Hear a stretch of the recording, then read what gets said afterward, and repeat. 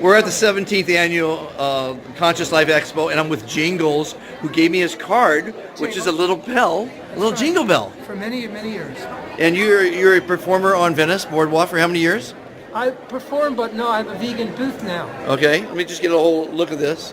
You got a wonderful outfit. So you have a vegan booth? Now I do. I was a performer. I was in the music business for many years, and it became my trademark, the bell. And then I morphed into this vegan activist, but I still write songs. I'm still a songwriter. My son's a vegan. I'm not a vegan yet. Okay. But how long have you been a vegan for?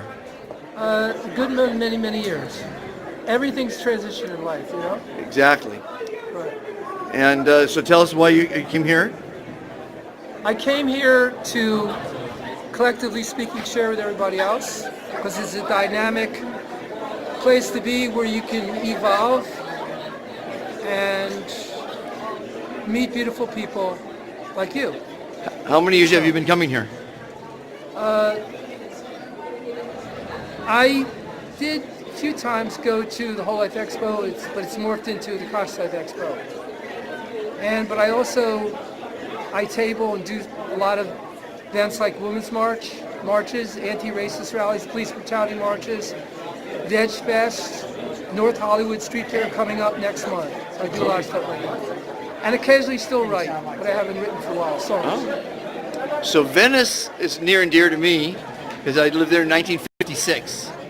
As did Alec Baldwin in the 60s and 70s. Yeah. Who's been at my booth at least 3 or 4 times. Where's your booth? On the Venice Boardwalk, on Paloma and the Oceanfront Walk, and easy to find. And every day you're there, or? Weekends. Oh, weekends. Because the real professional Venicites come on Sundays, right? There's also the regular people. There's a lot of people that are mentally challenged or mentally unstable or psychotic. I would say a lot of it, it's an open air prison for people that are really, really messed up. Uh-huh. You know what I mean, on the boardwalk? Right. And Saturday and Sunday, of course, is my weekend. I would like to be here a couple days. I don't know. I feel like I want to, just maybe sleep behind one of these tables here. And by the way, you want to hear my latest cannibal joke? Okay, this is one I made up. Friends invite their friends over for dinner. Cannibals, on the other hand, have their friends for dinner. Now here's the second one. I didn't make it up. Someone at the farmer's market, Santa Monica, gave this to me. He said, "Jingles, come over here." I said, "Yeah." "I want to give you a cannibal joke." Someone gave me.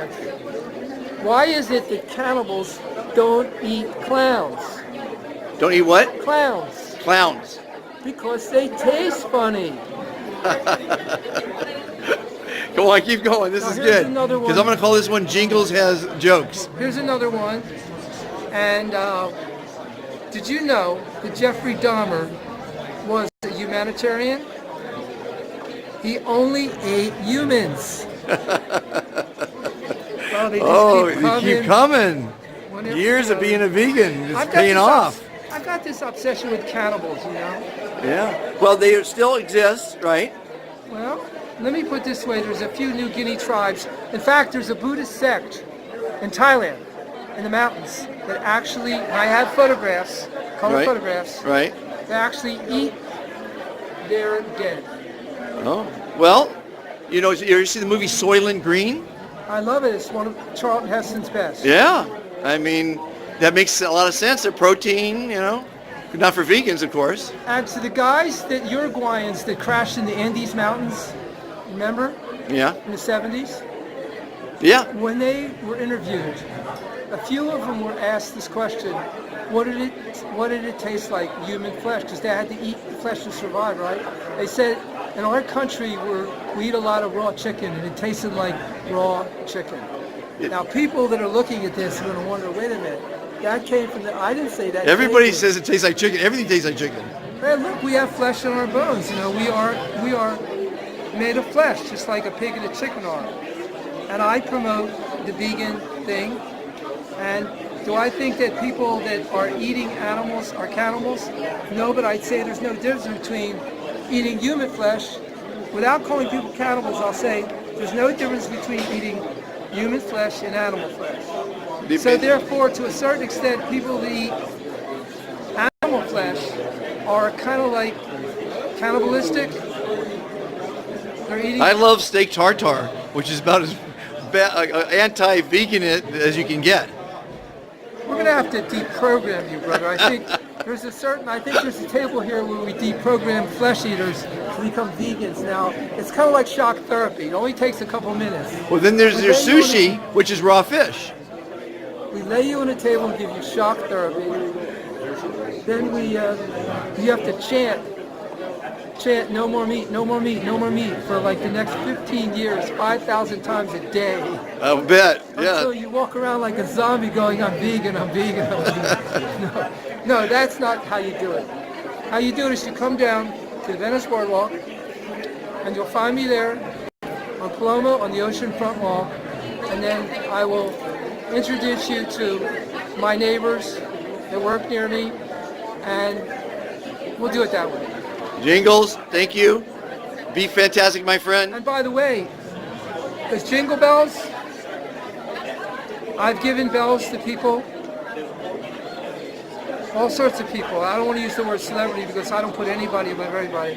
But I did give one to Janis Joplin 2 weeks before she passed away. Oh. It's when I was performing in Greenwich Village. So these bells aren't bad luck, are they? I was singing in Greenwich Village, and Janis Joplin, she said to me, "Are you for real?"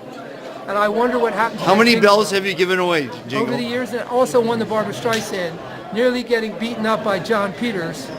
How many bells have I given to people?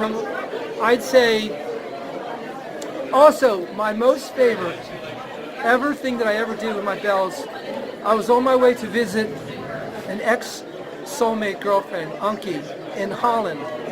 And on the plane, I had my guitar with me. On the plane, I had my Jingle Bells. I gave a Jingle Bell to one of the stewardess.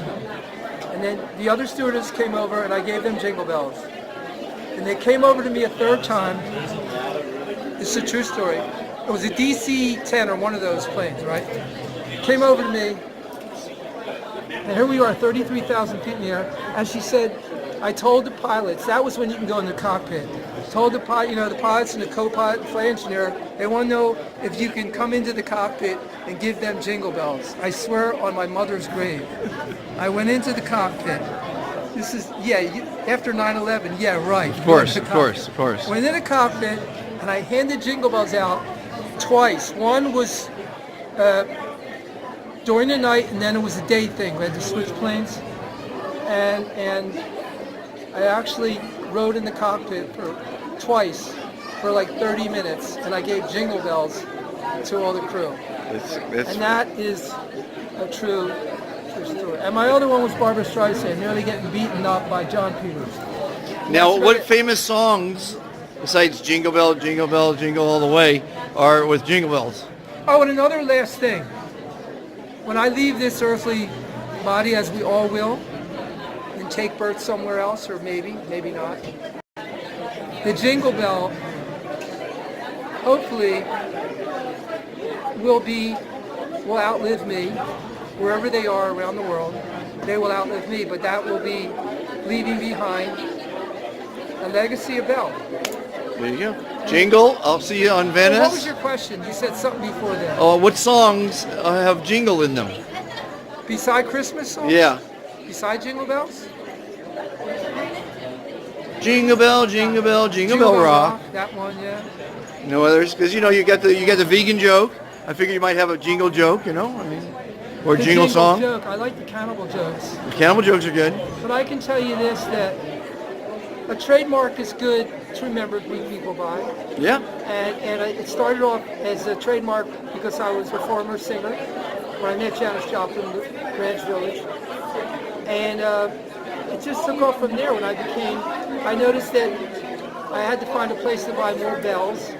And once I found a source for the Jingle Bells, then I could continue my bell gift. And one other thing here. This bell, when I first bought these bells, New York City, I even remember the man's name. Okay. I had the first order of ever buying bells. Give 3,000 bells and 3,000 clips, $100 for 6,000 pieces. Today it'd be like $1,000. He handed me the bell, Milton Reichman, Bar Specialty Corporation. He handed me just the bell itself, right? The bell like this. And I said, wait a minute, Milton. I said, I want to give these out. I can't give it out like this, right? I handed him the bell. I said, Milton, I need to give these to somebody, so there's got to be something on it they can, whatever. Right. And he goes, oh. And he goes in the back. He brings out some boxfuls of clips. I said, wait a minute now. I went like this. Saddled again. About 50 years ago. Like this. I said, oh my God. What came first? Jingles or the bell? There you go. I didn't. The chicken and the egg, what came first? Jingles or the bell? I'll leave it up to you. Thank you, Jingles. See you on Venice. Be fantastic. Wow, you are. You are amazing. Hello, America. Do you have a product or a service? Would you like to increase your business, earn customer loyalty, spread patriotism, and thank our veterans for the service to our country? You can do all that by joining Supporting Our Servicemen, a 501c3 dedicated to helping and thanking our veterans. Please join today at ilovesos.org.